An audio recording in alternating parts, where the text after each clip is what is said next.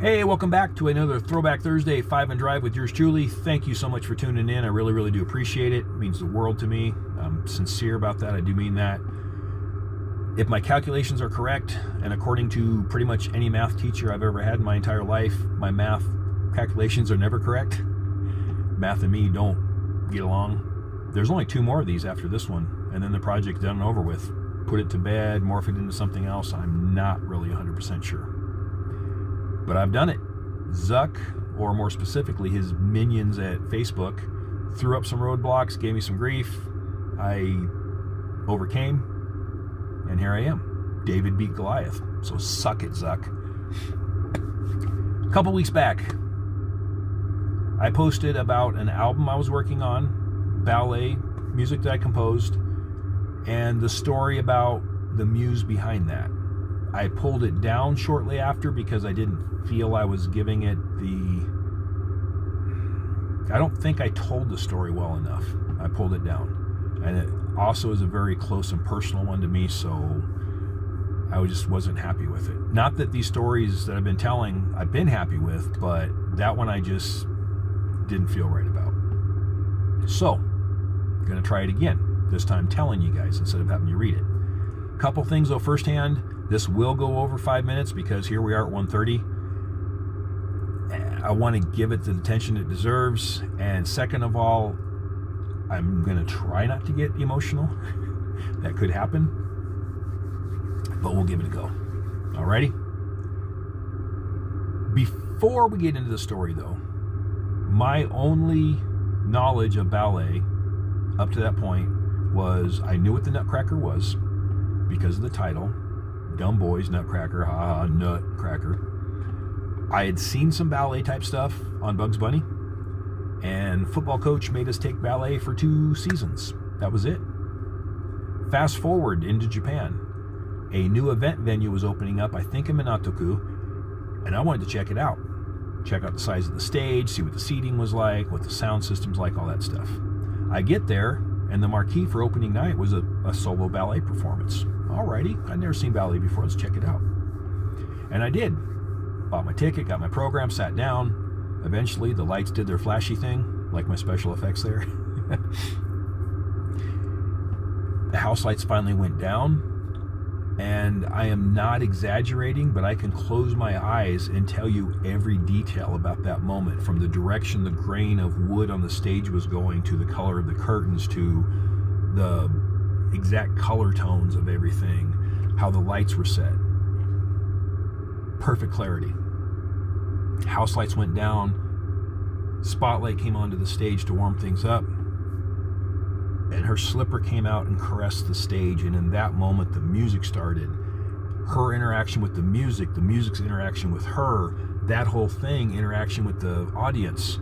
In that moment, I understood everything about ballet. It was perfectly clear.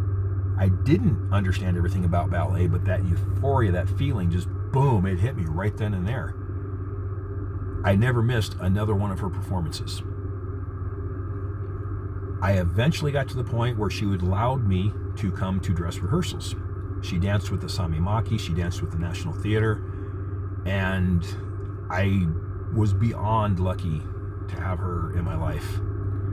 We moved from that to living together. We got an apartment above a shop that had closed down, remodeled the shop into her dance studio, mirrors, bars, the floor, all that kind of stuff. And we kept going. Dance was her full-time thing. That's what she did. Dancing with the National Theater, dancing with the Sami Maki, teaching on the side, things like that. She would go practice with the companies 6-8 hours a day, then come home and practice more. Sometimes into the next morning. She was a machine. That studio was her sacred space. I learned pretty quickly, if the door, the sliding door, if it was closed all the way, wood on wood contact, don't go near. Do not enter. My presence was not acceptable. If the door was cracked open a little tiny bit though, I could go in. That was the cue that, hey, it's okay. So I would bring snacks if I got home from work and she was dancing, or if I got late into the night, I'd bring down coffee, things like that. And I swear to God she was playing with me because the door would be shut all the way. She would hear the tray. I wouldn't do it on purpose, but she'd just hear the tray. I would get almost all the way up to the top of the stairs, and I would hear the door open, the tray get picked up, and I would be listening very, very carefully. Listening. Did the door close? Did the sliding glass door, did the sliding door make wood on wood contact? And I'd be waiting, and I'd still be going up the stairs. I swear to God, I would almost get to the top, and I wouldn't hear the wood on wood contact. So I'd wait a little bit. Don't want to blow my cover. Then I'd go back down, slide along the wall, get into the corner, and just watch her. It was beautiful seeing her dance. I don't want to screw it up with any sophomoric words. It's just, she was amazing. I would get little nose scrunches or maybe a side eye or things like that, but she would keep dancing. She'd keep practicing. And I just kept silent there in the corner. Frustration found her sometimes, and she would come over to me, sit down, throw a leg up on my lap. My cue, massage her leg, take off the slipper, massage her foot, put it back on, lace her back up. She'd throw the other one on me. Rinse, wash, repeat. Sometimes she would just crawl onto me and just kind of curl up and sleep. And I would just sit there and hold her until she got up and wanted to perform more. When she was done and pretty much dead tired, sometimes into the next night, sometimes the morning of, a few hours, just depended, she would walk over to the front, the entrance, and upstairs, or if I was there, I could still hear. If I was upstairs and music went off, I would kind of count in my head. If I was there, I could witness it. Excuse me. She would walk over to the door, sit down, take her slippers off, and kind of compose herself a little bit to get ready to get out of the dance world and get into the mundane world. If the gap was longer than normal, that was kind of my cue, another cue. There's two that I had, the door crack and then this part here. If she didn't get up within a certain amount of time, I knew it was my cue to go pick her up and carry her up the stairs. 9 times out of 10, before I got to the top, she was out. And if she wasn't out, take her to the bathtub, wash her, help, that kind of stuff. No words were really exchanged ever in the studio. That was her magic place, and I respected that. She never told me don't talk, but I could just tell when she wasn't dancing physically, it was still going on in her head. The music was still going, and she was imagining which way she was going to go and turns and points and all that. So we didn't talk a whole bunch in there. We had a normal relationship outside the studio, but in the studio, that was her sacred space. And in all of that, with what I shared with her, was the first time in my life in a relationship that I ever had that sanctuary. Never before, never again kind of thing. Just that right there, that magic. And the studio now, it did have a lot of laughter and stuff going on when she had the little ones in there. All the giggles would come out when she was teaching. But other than that, that was her sacred space. I respected it. I escaped work many, many times. I would call in sick if I got up sometimes for work and she had just got up before me to start practicing. I would call off of work to watch her practice. Amazing dancer. I caught all the performances of her with Asami Maki and with the National Ballet, and a just phenomenal dancer. I miss her dearly.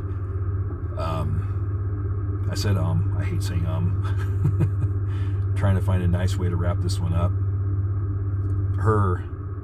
My 2 favorite performances of her, Giselle is my all-time favorite ballet, and watching her do that one, even though it's a German ballet and Germans are not really known for being romantic.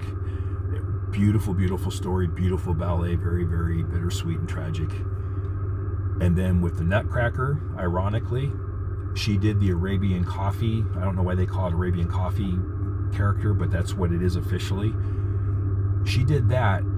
The tail end of her segment for that, she was standing with her back to the audience, and she actually bent herself slowly, doing arm movements and points and all this stuff, all the way over, touched her hands behind, by her feet basically, and then did this really slow flip and twist and twirl and all this magic stuff. And I don't know how a human could do that.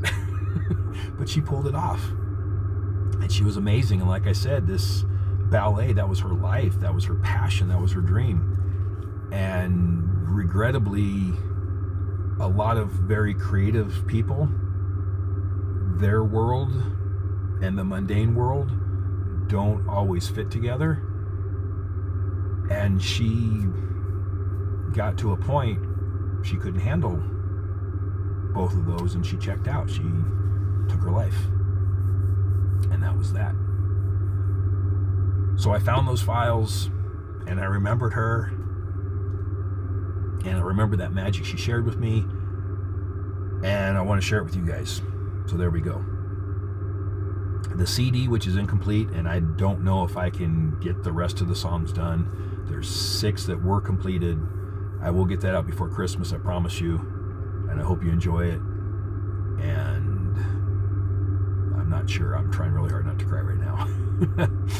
So, that's 2 almost. Rob, I'm so sorry, man. Anyhow, boys and girls, it's a very, very short ride. Live life, be kind. We love you. Talk to you next time.